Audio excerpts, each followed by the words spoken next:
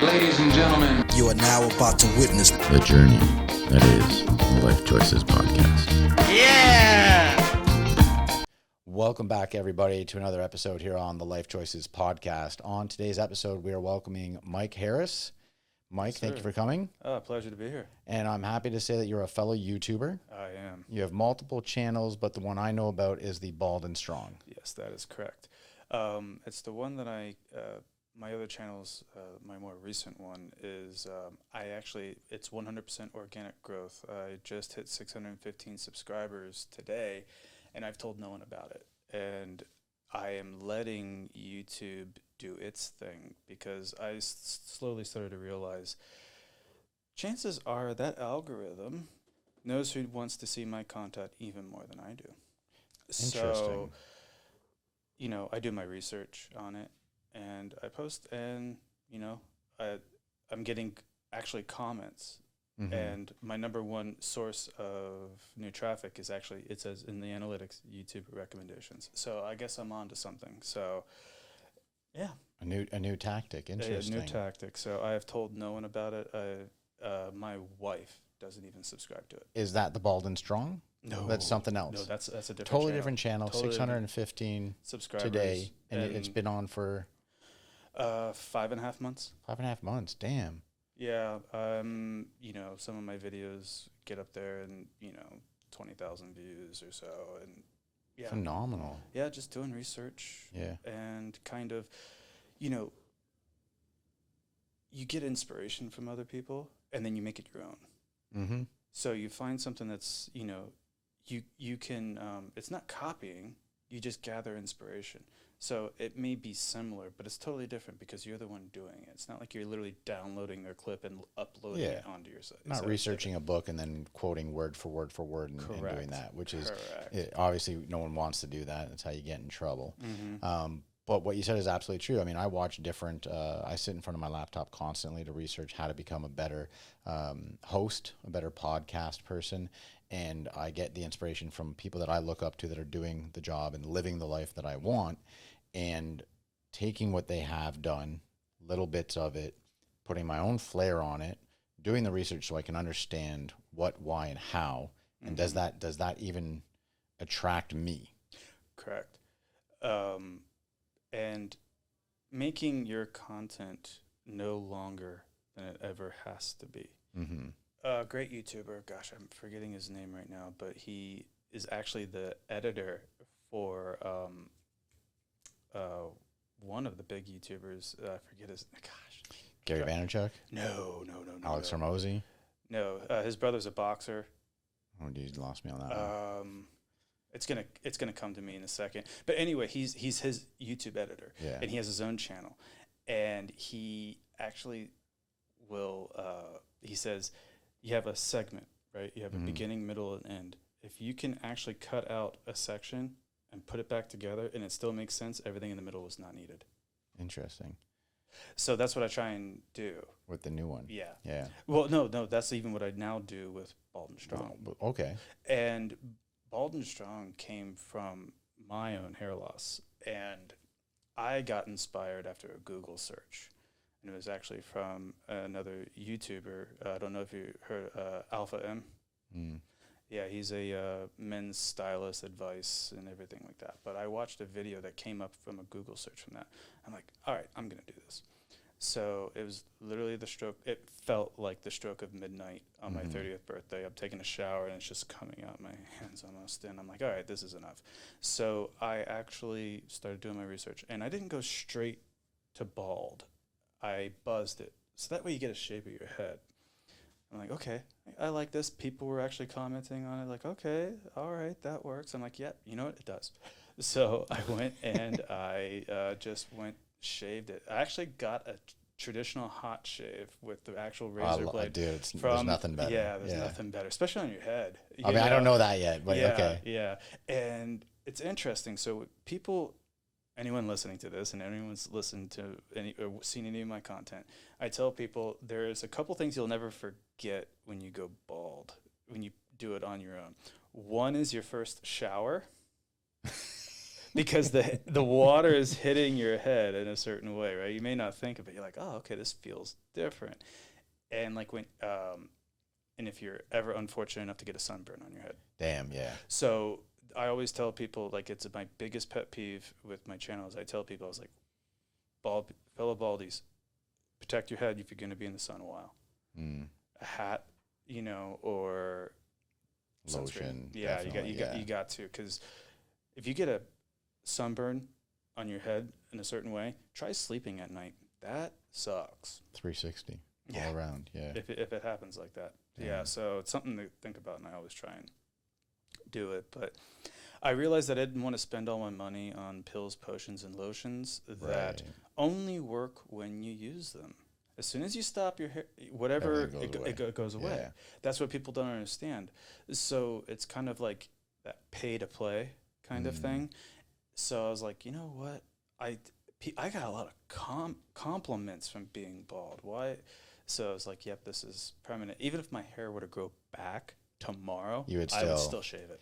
Now, being that there is obviously a stigma with going bald, or maybe a stigma that people put on themselves, it does tend to be not as a confident thing for a man when they start going bald. And I imagine the same thing for women. They almost have like this fear of it. And you're saying, like, when you turned 30 and this started happening, you leaned into it. You accepted it without a problem. You weren't really worried about what other people were going to say. You were more interested to see, how am I going to look now if I did shave my head? Right. I wasn't afraid of it. It was more like, okay, how do I make this work for my benefit? You know, it's like sometimes you got to do the best you can with what you have. Absolutely. And that was my way of dealing with it. Yeah. I guess if dealing with it is the right term. Growing into it. Yeah, that was into it. Yeah. Yeah, funny way to think of it. You know, your hair's not growing, but grow into it, right? So that's a funny way to look at it. Yeah, because I mean, it is something that I think, for as long as we've been alive, media has kind of put more emphasis on men with hair being attractive and, you know, the image of what you want to be, which would then put other men in that situation of probably being fearful about going bald. Yeah. So a lot would, but I would also, in a way, I don't know if flip the script is the right word for this, but women like a very strong and masculine, confident man. So I once heard this, I forget who I heard it, but it said, if you shake someone's hand and look them in the eye, they won't even notice what color shirt you're wearing anymore. No So doubt. if you have like that kind of confidence, you know, it's everything else will fall away. Everything will also fall away. If you make it a big deal, this is what I say on some of my videos. Yes. It's only a big deal if you make it a big deal. I can agree with you on that. So it's same, like I get a lot of people asking me, like, some of my videos and everything, should I use a manual razor or electric razor? It matters more to you than anything else. It's preference, you know. And people say, you know, I did a video about shapes of heads, like how should you kind of, you know, should you wear glasses, you know, even if it's not prescription, you just have like lenses, you know, because there is a little stigma, because I didn't always have the beard at first. When I went bald, I was 100% clean shaven. It's funny. I didn't believe it until someone said it and I started paying attention. Every now and again, people's eyes will actually drift up and look at the bald head. Okay. So it's kind of like almost that reverse thing that I understand how women were when men would like kind of like Yeah. it was kind of the exact opposite. Oh, but I didn't believe it. So I did the facial hair. Yeah. Stopped. Really? Yes. That's very interesting. Yeah. So it's like, it's almost like humans want to see hair somewhere. And even on my Instagram and everything, I have a lot of women who are bald. Absolutely. And some of them, sometimes they'll still wear like a wig, but they still rock the bald look. And so that's a different. Yeah, I like that confidence for sure. Yeah. So, it's funny that you say that, because they actually have the ability to wear that wig at times as well, and be fine and not get harassed about it. But yet you take a man who's bald and put a toupee on him, and all of a sudden, I wouldn't say the women necessarily, but his fellow men will make fun of him. Things change a little bit. Yeah, it's so interesting. Yeah, I guess men were kind of like that, right? Well, we just like poking fun of our friends. Pretty much. Yeah, we're like it's kind of like you ever see all female friends take care of that one drunk female friend, and then you see how all your boys will take care of you when you get too smashed. Oh, well, they we're don't. Just, we don't. Yeah. You're by yourself all of a sudden walking down the street going, where the fuck are all my friends? Or what's worse is like if they do take care of you, carry you inside, they don't care if you bang your head against the wall. Oh, hell no. They're hitting you 3 times, yeah. for sure. I mean, worst case, we wake up alone in the hospital. Yeah, pretty much. But going back to the comment that you made about, you know, if you shake someone's hand with confidence, you know, and look them in the eye, that everything else falls apart. It's interesting that you say that, because I noticed something when you had first gotten here, and I knew it was going to come up in conversation. A very important thing to me is something I've learned over the years of being, I don't know if it has to do with being a gentleman or being respectful, is that when you are introduced to somebody and you're sitting down, is that you stand up and shake their hand. And you were sitting, and I realized you I was like catching up. Yeah. Instantly, as his hand came out, you stood up and shook his hand and said, "Nice to meet you." And right away, I was like, "Bet this is a solid human being." Yeah. Well, thank you for that. Yeah. And it's kind of like it's kind of like a man's rule. I think so. Yeah. Or it should be taught to you when you're young. Yes. Mm-hmm. It's kind of like that yes sir, no ma'am kind of thing. To this day, I work for billionaires, and you know, there's a whole like way that you're supposed to, you know, work. I would love to say work with them, but you work for them, unfortunately. And there's a way that you're supposed to like address them and whatnot. And even when they say, "Oh no, call me Barbara, call me Sam," and thank you very much, sir. Mm-hmm. No problem, ma'am. Yeah. That's just like, that's my dad when I was a kid would tell me, it doesn't matter if my best friend tells you to call him Howard. Yeah. It's sir, man. Yep. It's very true. It's hard for me to let go of that, even though I'm like now getting to that age where I'm the same age as these individuals that I would, you know, normally would have said that. You know what else is something that's lost? When you see like a couple walking down the street, I look to see if the guy takes the outside lane. Dude, I fucking love you already. My wife, bless her, she was single for a long time, right? So it's like just natural for her to walk. I usually have to go up to her. I'm like, sweetheart, move her, so I could take the side, you know, of her to relationship to the street. Right. It's just the thing, and you know, she doesn't do it on purpose. It's just, you know, habit. Just habit, and you know. There's very few men, though, I think, understand why that's done, and it's done for many different reasons. There's different, they've been told different reasons as to why or how it started and whatnot. It's being chivalrous. My English is great. It's not. Chivalry is not dead. You would have.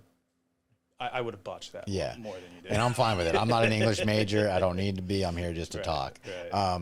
But it's for many things. It's either to protect them from the danger from the road, because the man should be in the danger first. That's the way we've been you know, taught as young people. Yes, in the old days, when there wasn't great sanitation, you know, you would dump your garbage and your stuff off your balcony. And the idea was that the man would get it on him and have the lady walking underneath the balconies. So there's a lot of different reasons why that they say they do it. They're all good reasons. Yeah. You know. I don't think there's a wrong reason. No. If you take that. Doesn't Exactly. matter what it is. And listen, if a woman is strong and she wants to be that, I'm not gonna argue with her, like, by all means. But the way I was brought up is old school. Yeah. And I'm gonna do that. And also I'm gonna open up a door for you. Yeah. Call me weird. I don't know. Yeah, no, it's a lost art. Yeah, it is. And it's amazing because I do it not just for women. So, like, I go to the gym regularly when I'm in Port. And it doesn't matter who it is. If I'm only a couple steps behind somebody, I will speed up my walk to open the door for them as I'm also going through it. And I always say, have a good day. Yeah. It's little, but I think it does so much for that person. Yeah, it really is. It's the small things. It's like that saying, the devil's in the details. Yep. So you have multiple channels. I really dig. I did do a little research and watched a couple of your episodes. I saw a couple of the shorts, and then I watched a couple of like the shorter, long-term content that you have for Bald and Strong. I love the title. The name of it is brilliant. You know, because you're really doing a great deed for all of these human beings that deal with going bald. You know, it's not easy for most people. It's something that bothers them, I'd have to say, and you're giving them the confidence. And right in the title, it's saying, "Be bald and be strong." Yeah. You know, and like you're saying, it's only up to you. Yeah. It doesn't matter otherwise. I can point you in the right direction. I can, you know, give you advice. do things in different ways, and but it's up to you. Yeah. And no one can make you do it. I think I would get emails and messages. Do you think I would look bald? I was like, dude, it doesn't matter what I think. Mm-hmm. It matters what you think. You got to be comfortable in your own skin, and that's the number one thing. It's a lost art that I think more people are getting the idea of how important it is now. Yes, if you can be comfortable in your own skin, be happy with where you are, you're winning in life these days in time. Mm-hmm. And I do some other fun things, like I actually did a video where I did dueling razors. I shaved my head from both sides of my head simultaneously up to the top. So it was like one of the fastest shaves I've ever done. I think I shaved my head. Are you ambidextrous? Yeah, somewhat with my hands. So I can actually shave without even looking at my head. Damn, okay. So I want to do a video about that, but I need to find a way to do it where people would think it's believable, where I don't have like a mirror set up, right? So you have a camera, how do I accurately portray this so that there's no mirror? And especially nowadays where people are very questionable as to what's going on with cinema. Right, because exactly. you can manipulate. Oh gosh, yes. I mean, we could make it to where Bigfoot's on this podcast with us if we really wanted to. Wow, you know what I mean. So, but no, I actually can do it. I don't I shave in the shower. I always recommend people shave their head in the shower, or shave in general in the shower. The steam 1, easy cleanup 2. Right. Because you don't, it's all going down the drain anyway. And so that's one thing, but because I don't have a mirror in there. Yeah. So I haven't actually ever, I rarely ever get to see myself when I shave. So, and I talked about this in a video. People are like, well, I don't think I could shave without a mirror. I'm like, you definitely can. It's a simple test we can all do. You ever say, okay, close your eyes and touch your nose? Mm-hmm. That's called, there's actually a term for that. It's called proprioception. What it means is your body is aware of its position in space. Your brain knows exactly where your foot is. That's why you don't even need to. You walk without thinking of walking. Correct. Yeah. It's like that other part that happens automatically. So, if I say, point to the top of your head, the dome of your head, you can. If I say, you can kind of just, you don't even have to see it. So I was like, okay, let me try this. And I was like, sure. I was like, sure as hell, yes, I can actually shave my head without even looking at it. So, and that's with a razor. That's not with an electric razor. That's with an actual blade. Yeah. Mm-hmm. Yeah. That's hectic. Yeah, it's nuts. So I'm not gonna lie, my bathroom has those mirrors that open up, and then I don't shave my head. I do the side part here, right? And I have a handheld as well, right? And it's messy as fuck. I'm sitting up on the counter. I only get a little shaving cream here first because I got to hold this to see and then it's a whole it takes me about an hour. Excuse me. It takes me about an hour just to trim. I'm not even to trimming the side area. Mm-hmm. I don't think I could. Only because I don't want to cut the top area. Well, see, that's just it. It's all coming off. It's all coming off. So it's easy. It's a bit easier. It definitely is. So I've a lot of brands have reached out to me. And, well, you were saying earlier that you got monetized before monetizing. Yeah. Right. That's the lost thing about any YouTubers out there watching this, or don't think that the only way you could potentially earn money from your passion of YouTube is through ads, through your ad revenue. That's actually kind of like a small percentage if you think about it. You have to get really up there before you start seeing real money coming in from ad revenue. So yes, I was either affiliate links where I get commission based off of what they bought from my link, which I did in some cases, and also as of recently, I'm actually getting product will approach me, and I don't just say yes to everything. I gotta kind of be aligned. You know? Absolutely. And some companies throw a Hail Mary out there. Like a company was like selling a new type of garden hose, and they reached out to me like, "Would you do something with this?" I'm like, "You did watch some of my videos, right? Like, I was bald like, and strong, not lawn and strong." Right. There hasn't even been a single piece of vegetation in my video. No, I'm lying. There has been, right? But anyway, so of course I said no to that. But but until more recently, companies are now like paying me to do it, and also get to that point, fellow YouTubers. YouTube makes it really easy because you are supposed to disclose that you got paid for it. Okay. It's easy when you upload the video. There's a toggle switch, and you've complied. That's it. Yeah, all you have to do is if you just hit that toggle switch, and it just says, this is, paid sponsorship kind of thing, and then you've let everyone know. Which you should do anyways, because you're collaborating. The company's reaching out to you to give you a product for free. That's huge. Yes. And then all you have to do is just talk about that product. And obviously, you're not going to accept the product if it's not something you use. Therefore, give it a good review. And then hitting that toggle, I'm sure, is helping whatever database is needed to know what channels are using which products, which ones are going well together. Well, it also kind of helps with other advertisers, if I'm not mistaken. Okay, so they would then know, this guy does these advertisements. We could probably get him as well. I don't know if they use it for that kind of data, to be honest with you. But yeah, you can do it in description and everything like that. Like, all my videos, it says, the bottom, there's a disclaimer.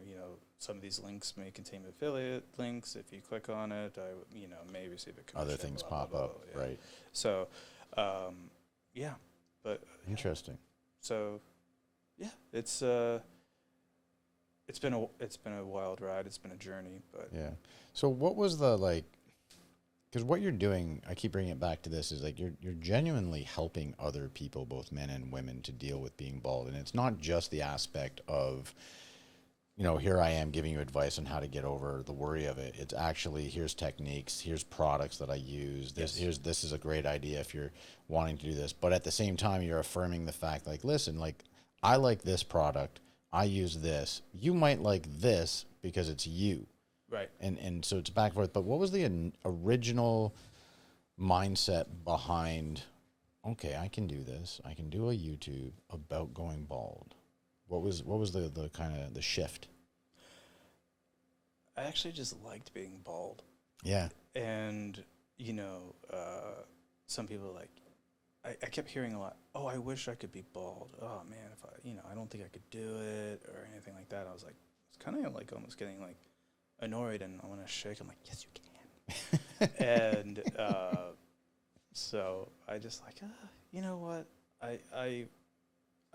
I went to a performing arts school, and I had a lot of experience with audio and video and set construction and lighting and everything like that. So the behind the scenes aspect of being a YouTuber wouldn't be that difficult for me. I still had a lot to learn. Right. Don't get me wrong, because what I did at the performing arts school wasn't necessarily 100% translating to YouTube style content that I wanted to make, but I had some kind of foundation. You had a little bit of know-how. I had a little bit of know-how, yeah.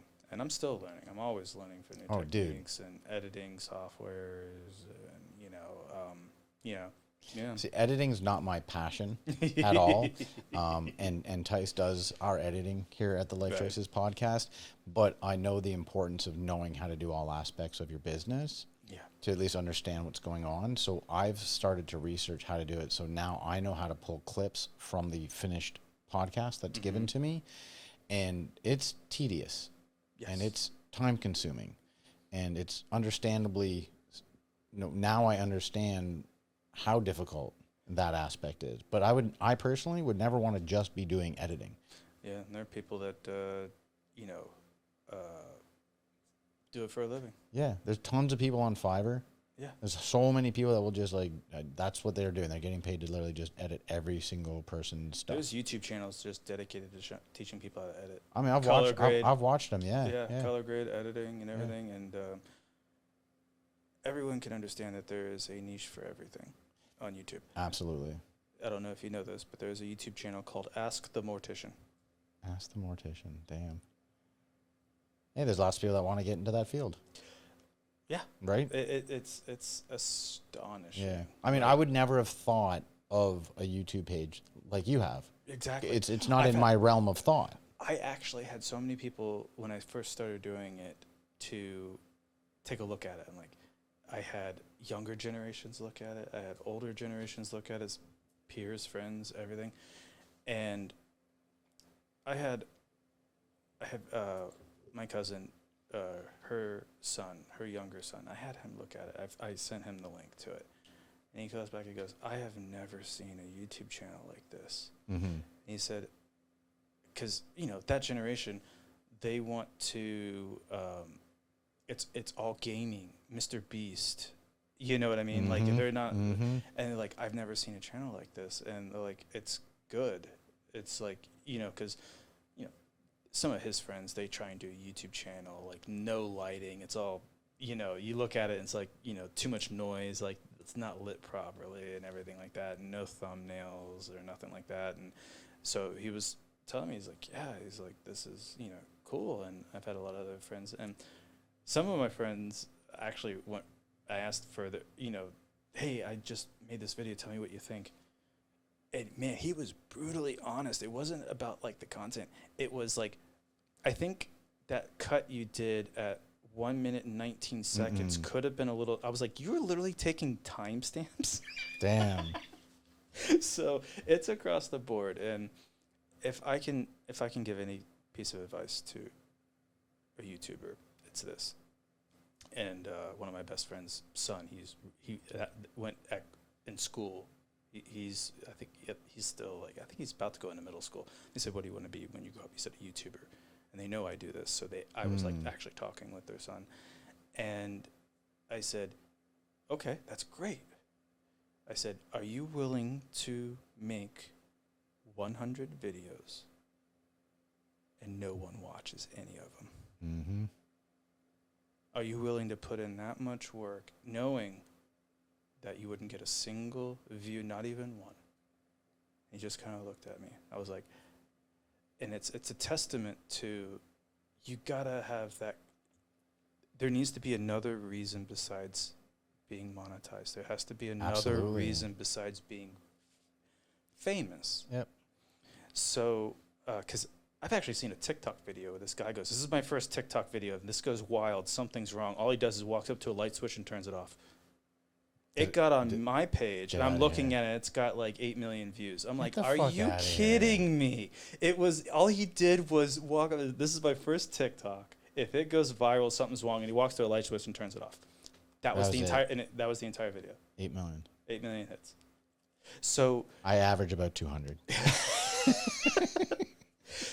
When I first started doing shorts for fitness, yes, at-home fitness, man, I was shocked because what it was is I was doing something different, and so the algorithm was testing it, right? Because different keywords I was using, hashtags and everything like that, and so it was testing it. And I'll never forget it. I uploaded it. My wife and I were going to a concert, and the 20-minute car ride from where we lived to the concert, I opened it up after we parked, and I was over 25,000 views. Get out of here. 25,000 views, and I had 30 subs from it. And that was in 20 minutes. And the crazy thing is, I've actually seen a screenshot of this screenshot. This YouTuber, he's like keeps refreshing his page after he uploads it, and it's jumping 5,000 views, 10,000 views, not total views. That's additional views. How much every time? And he's doing this is happening in seconds. Jesus. So the power of the platform. Yeah, it's huge. You can have a voice, you can, for good or bad, but I like YouTube is cracking down on things. So they changed monetization policies and everything like that. So gamers that were doing like violent games like Halo, Call of Duty and everything. They're lessening it. Yeah. No longer eligible for monetization. Boom. So if it was monetized, it ain't monetized no more. Mm-hmm. So you want to talk about pulling the rug out from somebody? Yeah, quickly. And also, anything depicting anything not just illegal, but something you shouldn't be doing. Okay. So technically sneaking into a concert. Illegal. Yes. Right. So, but people don't think of it as illegal, but people doing like sneaky stuff like they that. think it's like, hey, this is going to be good content. We should do this. Exactly. You could put it up. Yeah. You'll get subs, but you can't, it's not eligible for monetization. Well, I think the point you were telling your friend's child about, wanting to become a YouTuber is you have to be okay with not getting the response you think you're going to get right off the bat. And when people do comment, it's not always nice. Oh my God. I don't have hundreds of comments yet, but I deleted it. Yeah. I'm surprised that I changed my comment policies. Really? One guy told me to fuck off and die. That's rude. A little bit. Yeah. A little over the line. Yeah. It was like the third comment I ever got on a video too. Yeah. So that's what I was like, you gotta look past, you gotta find out, you gotta remember why you're doing it. 1,000%. And not get wrapped up in those sort of things. Like I've only been up on podcast for YouTube for 8 weeks now. And I've had 2 or 3 comments that I laugh at it right away because I've done my research before going into it, right? And I've also lived a life as a younger person where I actually had those comments verbally said to me quite often as a child. We came from a generation where you couldn't hide behind social media. Oh, fuck no. And you told someone to, go suck it and you got punched in the face. Oh, 100%, 100%. And so like I already have a thick skin. So like when I see these comments, I don't respond to them, right? Because I'm not going to waste my time doing that. But I don't let it affect me because, as they say out there, that individual took time to watch your content and then took time to comment. That's on them. Yeah. Not on me. 100%. Yeah. I actually did a video where I read out loud some comments. Really? Yes. Yeah. And did they re-comment? No, I don't think so. I don't think. Yeah, no. It was funny. Like I'm sitting there, like I had, I'm just sitting there with my phone. I'm reading these comments, and like I would put it up, and I forget some of them, but one was, how is this video suggested to me with only like 500 views or something like that? Yeah. I was like, ask YouTube. I think I literally said that in the videos reply, like, ask YouTube, bro. What were you doing before you got into the YouTube game?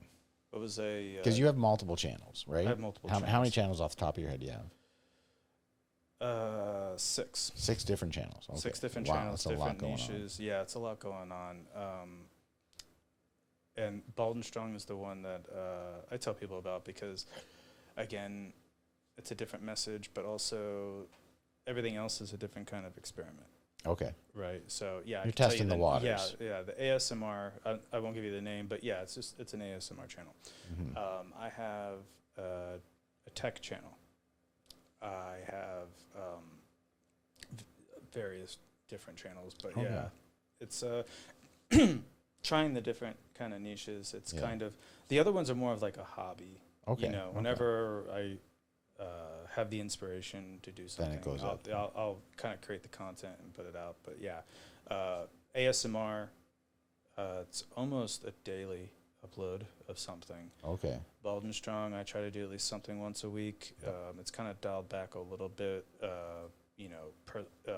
Lyfe is kind of, coming into play a little bit. So as it does always. Especially when you're doing well. Yes. That's when it knocks on your door the most. Like, hey, stop doing so well. Yeah.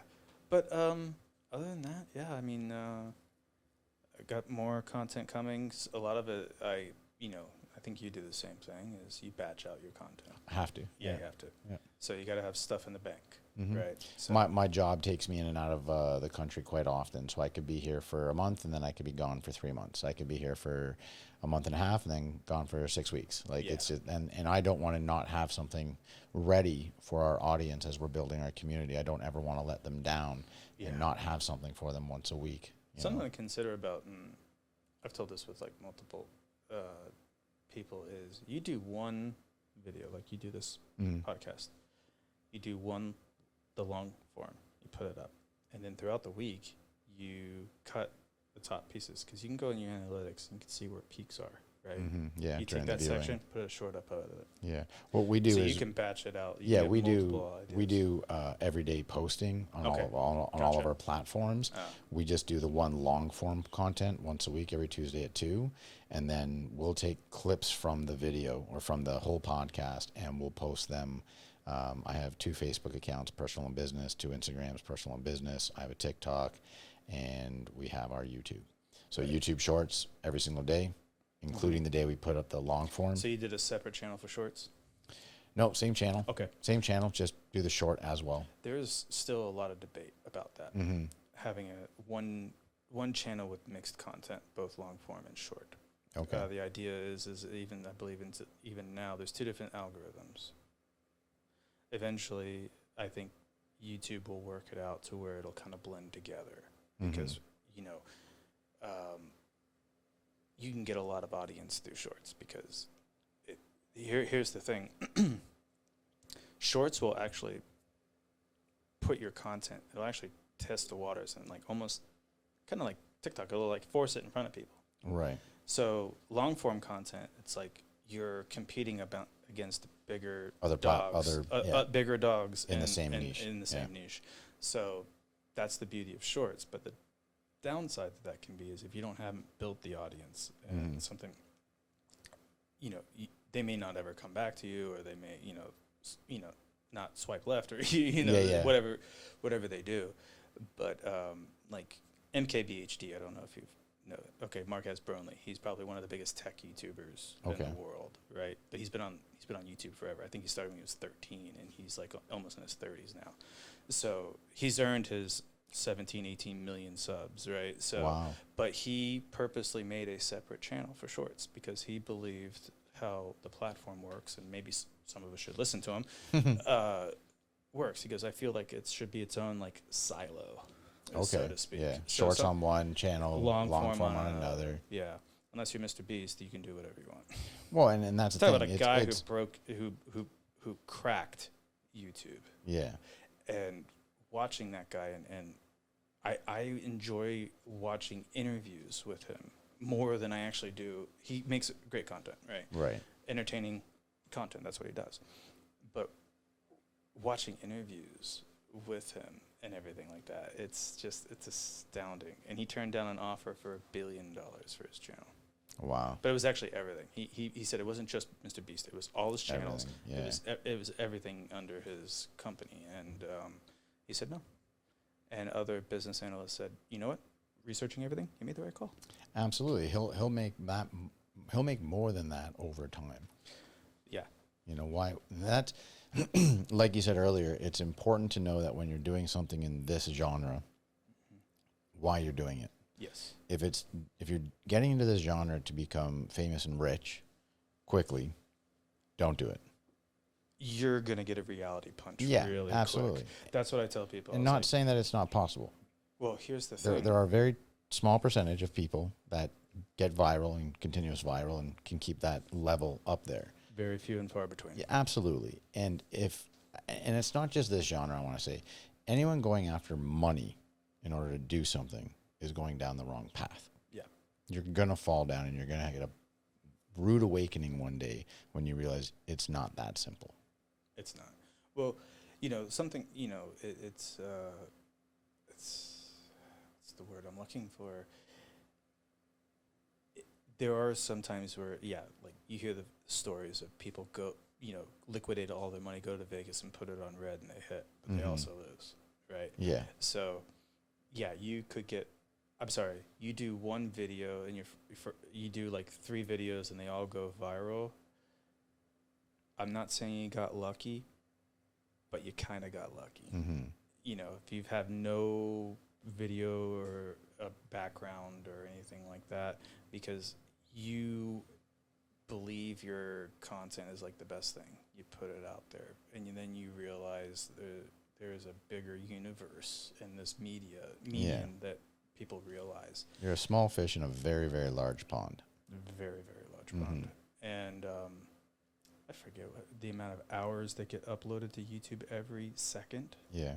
It's astonishing. Well, we have a statistic that we came by here that actually put a warm, fuzzy feeling in us, because we're new on this. Right. We're not new to YouTube. We've been doing it for 2 years, but we're new to the podcast genre of it, because we've only posted 8 weeks worth of content. Well, by the time everyone out there is watching this, it'll be 22 weeks of podcasts.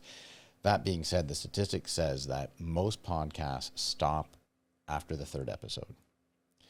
And the top percentile of podcasters have 21 episodes. Doesn't sound like a lot.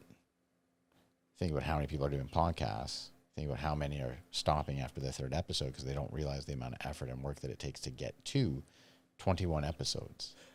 Yeah, it's the long game. Yeah.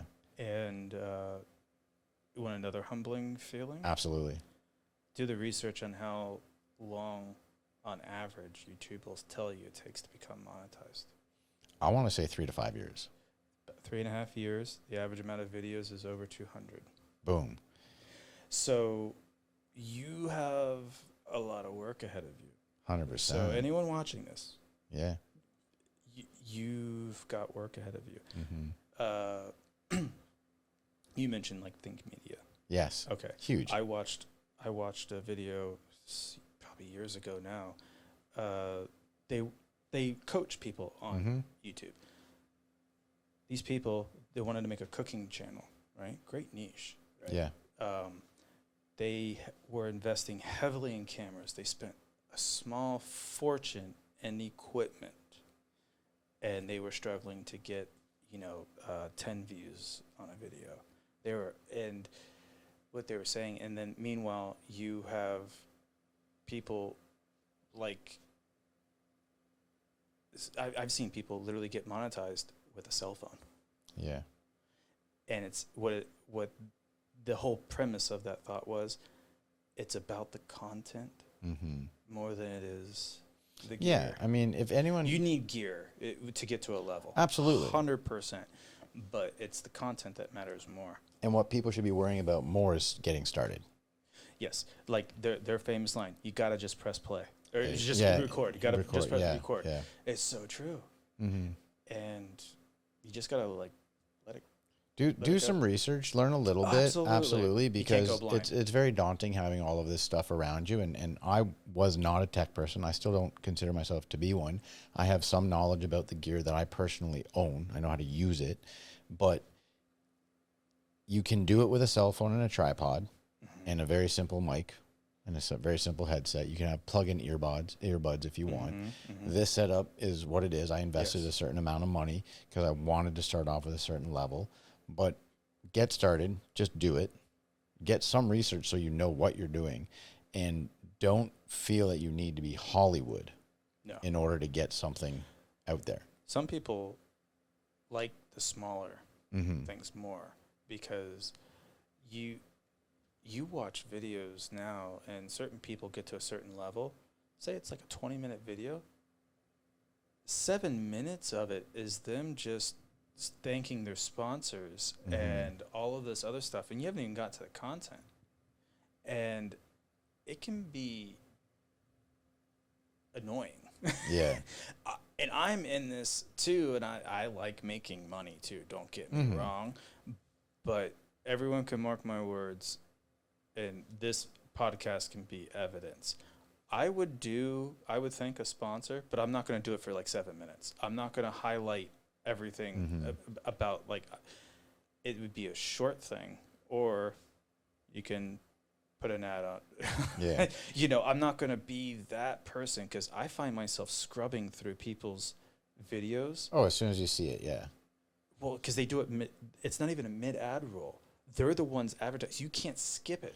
Right. It's not like that mid-ad roll. You can okay, wait, 3, 2, 1. Okay, now I can skip, right? Right, which I do a lot. Yeah, I do a lot too. Everyone does it. Yeah.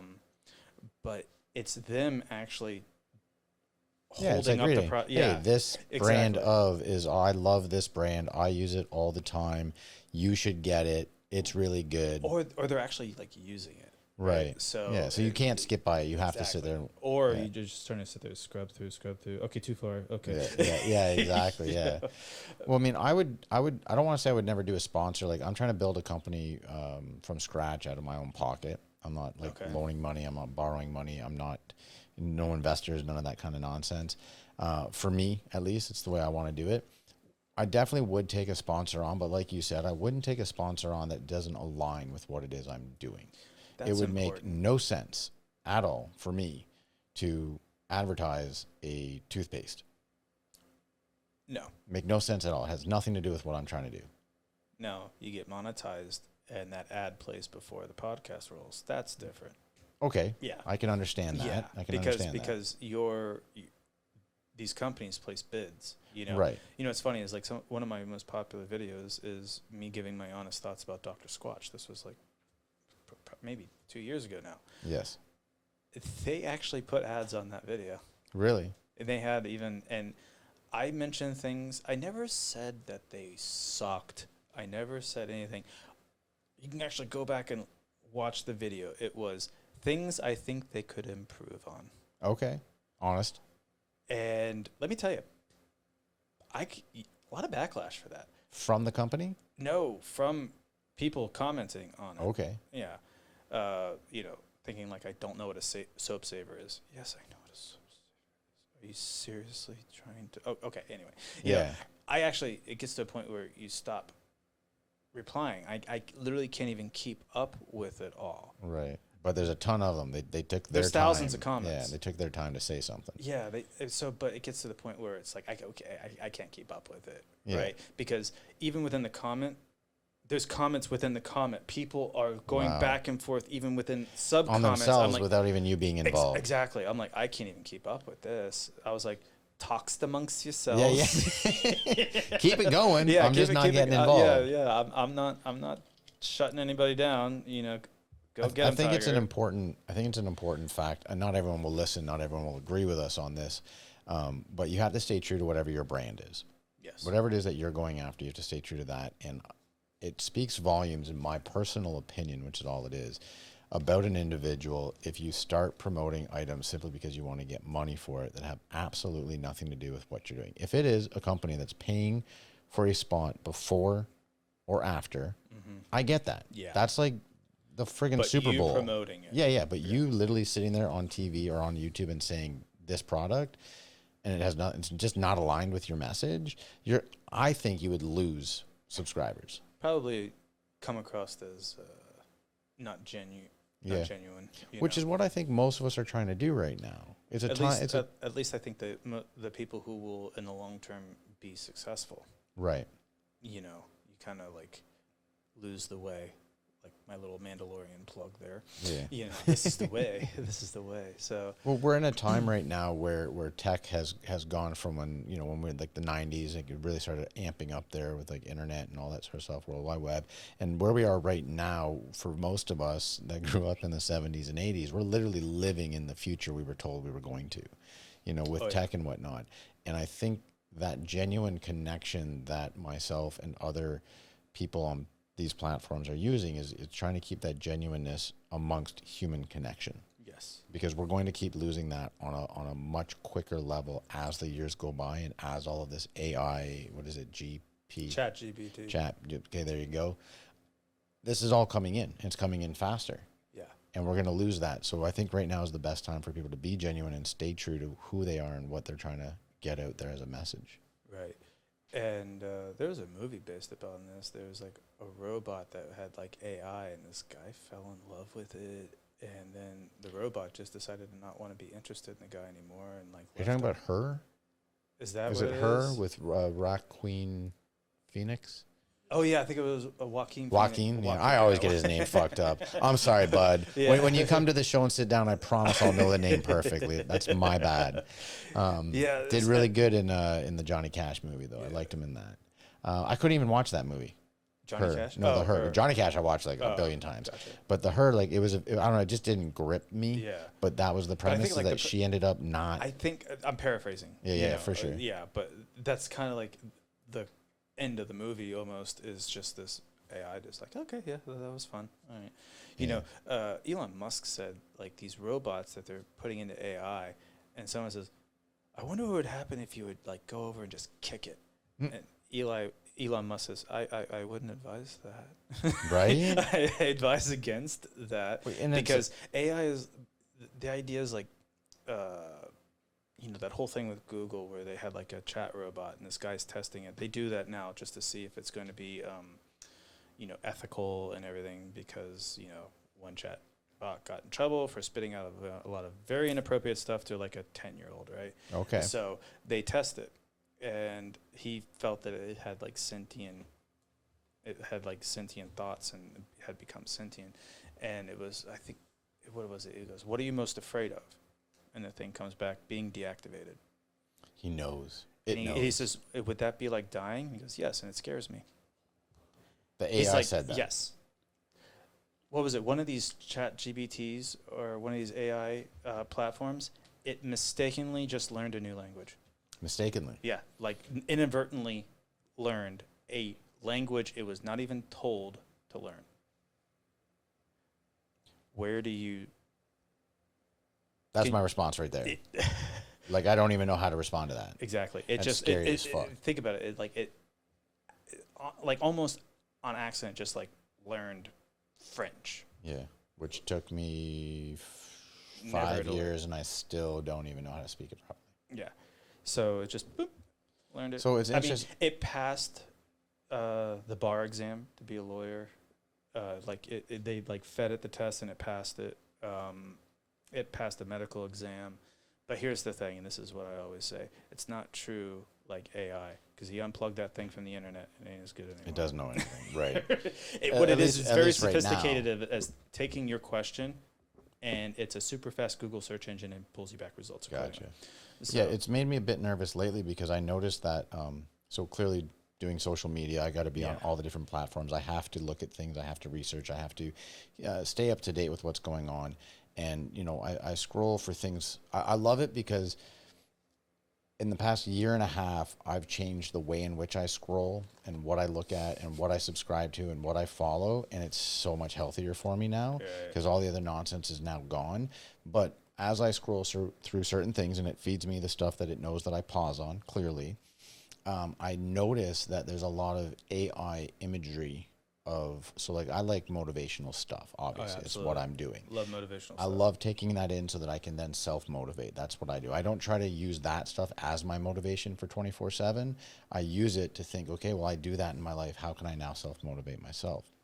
That being said, as I'm scrolling, it's not humans that I'm seeing recite 6 things to do to make your day better.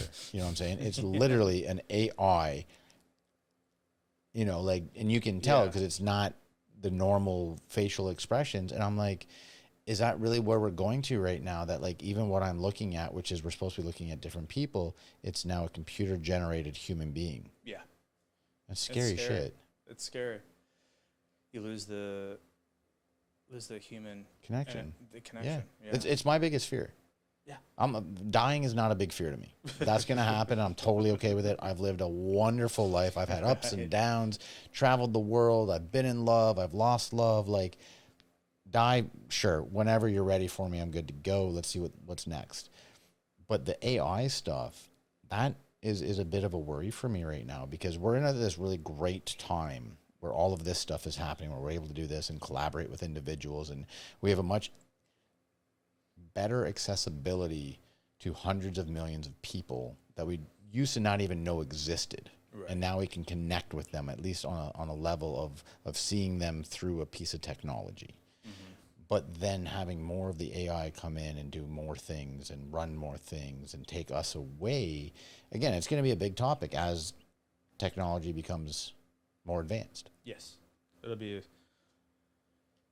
Gets to a point where, you know, lawmakers come in and, you know, regulations, and, you know, where do you draw the line? I mean, companies are even doing this now with, you know, AI engines like this, like ChatGPT. Like Apple came out and made a stance that, you know, their employees are not allowed to use it for work purposes and everything because, you know, wasn't there like I think there was a case of some Samsung employees, because a popular thing is these coders writing code will feed it into ChatGPT to see if it's correct. Well, people from Samsung did that with new stuff that they're trying to create. Well, guess what? Now it's not on secure servers anymore. Oh, it's out there for the public. It could be. Yeah. So it's an interesting coin. Yeah, absolutely. Because what it may come back with is it could come back with copyrighted material. Right. If you just like try and copy and paste that, you could be in potentially like legal issues, right? So, companies are scrambling to embrace it, but other companies are scrambling to try and get a hold on it and ahead of it. And, look, all of them like Bard from Google, ChatGPT, they're all in this to make money. So they will eventually create like a enterprise level service that would be paid for, right? They're in this to make money. But then those people that with their subscription would grant them private servers, secure things. So it's still their platform powering all of this. See, I'm thinking like, because I'm a let's see both sides of the coin in every situation type guy, and I see it like, because obviously a lot of people have an issue with it and want to ban it and whatnot, and I just explained my fear of it. In schooling, this will be being used obviously in schooling, and kids will be able to use it for writing essays and whatnot. They already do. But on the flip side of it being not good in copywriting, it would actually, I think, put the onus on the student to do more research so that when they're getting the essay written, they're not straight up plagiarizing from something. Right. So it is kind of like, it could be good because now the student has to actually do more research. It's possible. It's just a thought that that kind of just popped in my head. And good thought. Yeah. Yeah. Because there's always going to be good and bad. There's always going to be people for it and always going to be people against it.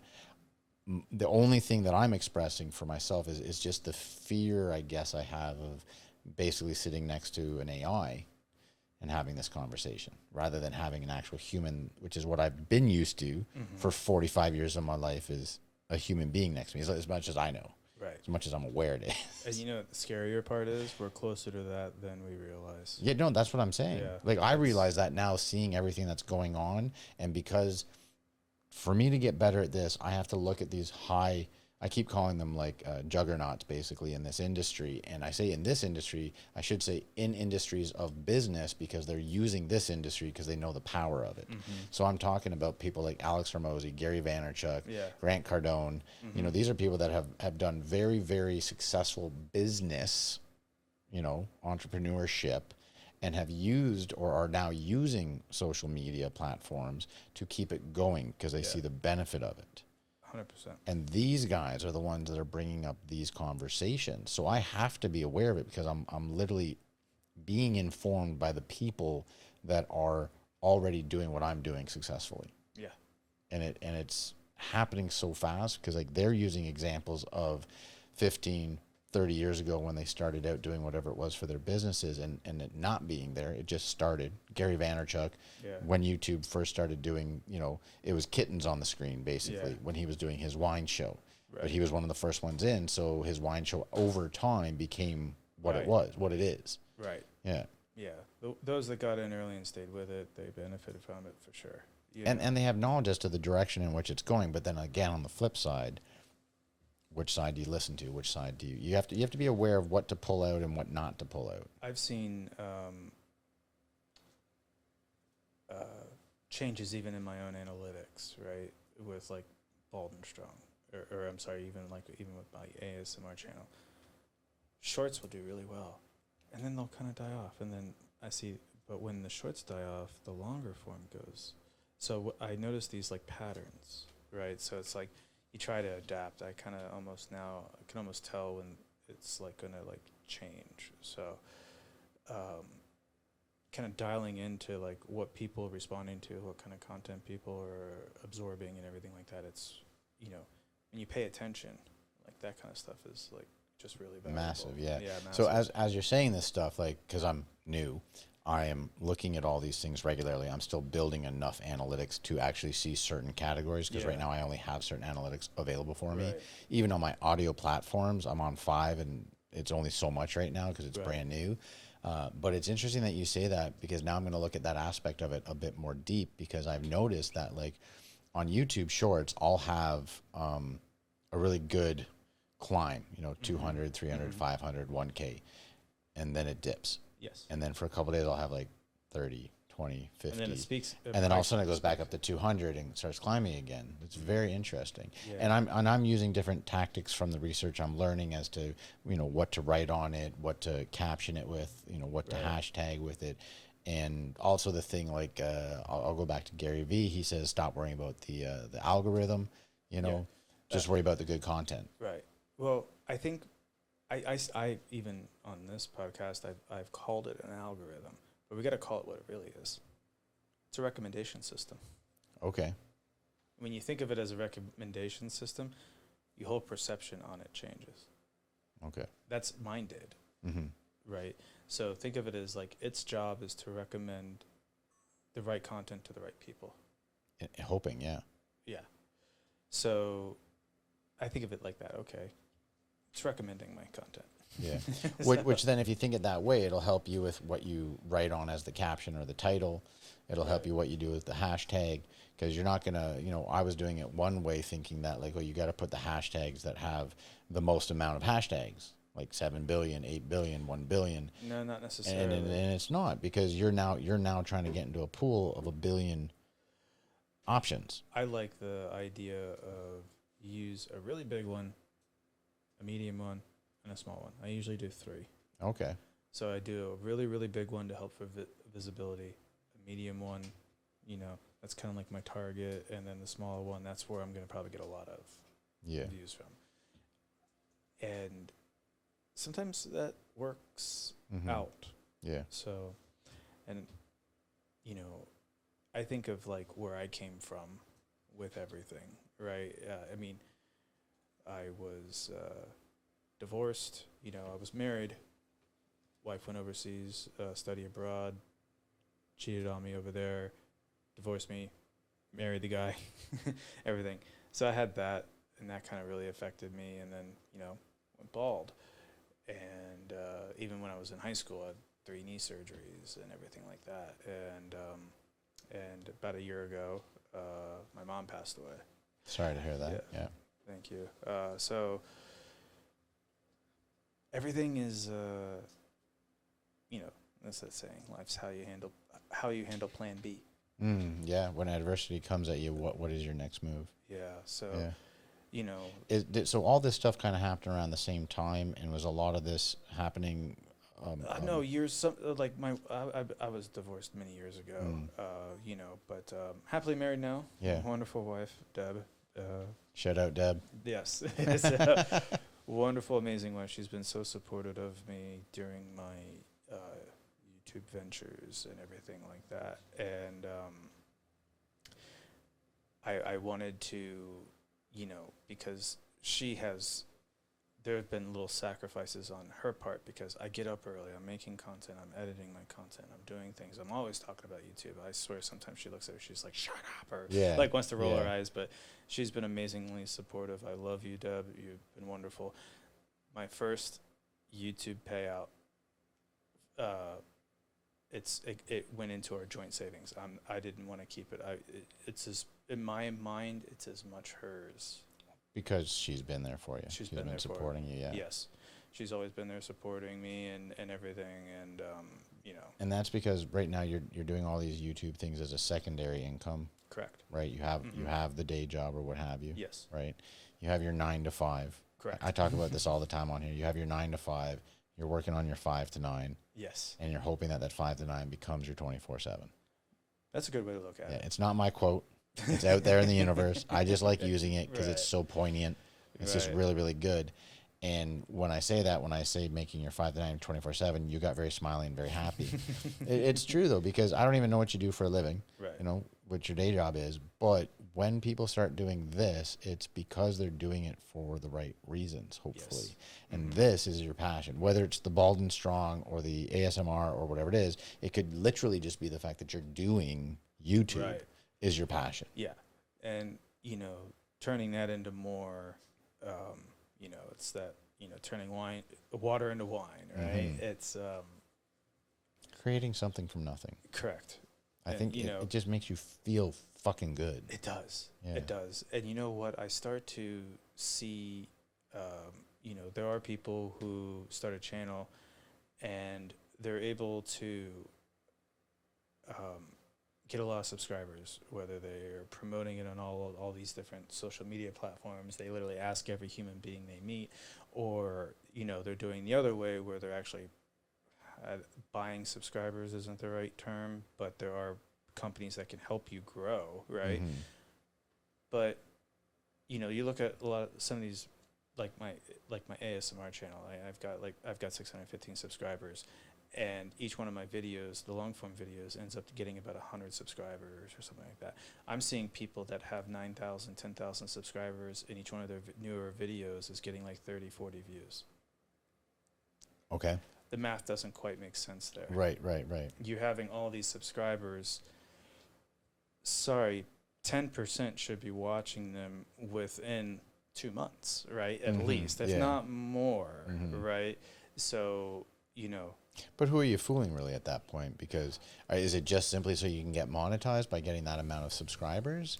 Some people have this like stigma where I won't subscribe to this channel unless it already has 5,000 subs.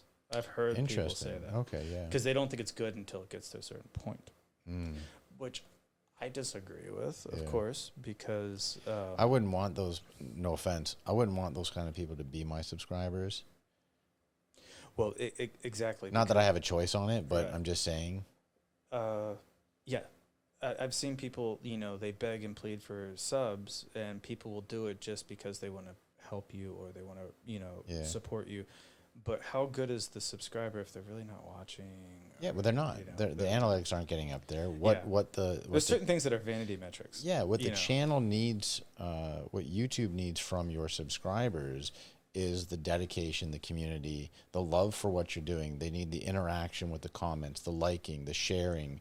They need the view time. There's and these are the things that YouTube needs their people to stay on YouTube. Yeah, 100%. Yeah. And they want to know where they're going. What other content are they watching? Because, you watch this podcast channel, but you also watch this video on the new Corvette. Mm-hmm. Well, this other guy the same age as you watch this podcast. Maybe he likes that video about the Corvette too. Mm-hmm. So they start sharing it. They start looking at everything. Well, that's the other topic we were getting to earlier is right now, a lot of us are doing this. We're getting into YouTube on different avenues of it with different niches and what have you, because we want to do our passion and we want to work from home, let's say, or travel with this mobile ability and have this great content for people so that we can earn a living and not have to be in the normal confines of the work business building or what have you. But then, like you're saying, they're gathering all this information. So my secondary thought is, okay, we're doing great for ourselves because we want to work from home and work for ourselves and make money. But what is really happening? Right. What is really, because we as humans get blinded by what is truth and what is not, what is being fed to us and what is not. Right. And right now, this is on a big upswing. Let's do social media. This is where you have to be if you want to be in business, entrepreneur, anything at all. You got to be in YouTube. You got to be on social media platforms. But that's awesome. But in 15, 20 years from now, what are we going to find out that they've extracted from all of us doing all of this? Oh, yeah. There's a saying, data is the new currency. Yes. So you have all the data, you can make all the money you want. And I have friends that own data companies. Yes. Yeah. And what was it? From like the dawn of civilization up to a certain point, there was only a certain amount of like exabytes of data ever created, right? Now that same amount of data is created every 3 days. Every 3 days. And so every time you Google something, every time you Google something, it logs, like, I always say the term Google, like whenever you search for something, up to the access permissions, like you may like restrict on your device is, okay, it says, this person searched this on this device at this time of day. It was this cold outside. This movie was playing in the movie theater. Like you can kind of correlate all of these. Oh, there's so much. Yeah. It's also like, there's apps or whatever that, even my YouTube analytics will let me know male or female.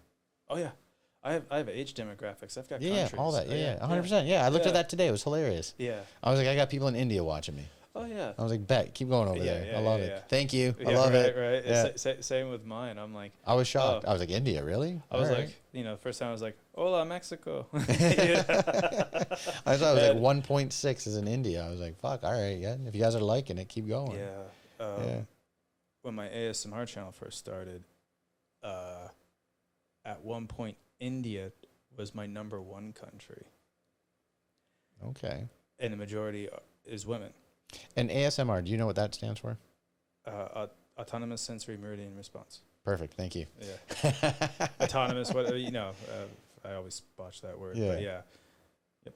It's interesting because it's a really interesting thing. I didn't know about this until Joey was on here a couple weeks ago. Yeah. And he has has an AS. Yeah, it's fucking cool. Yeah, I mentioned that to him. Yeah. I was like, give that a shot. Yeah. And he's working on it. Yeah, he's working on it.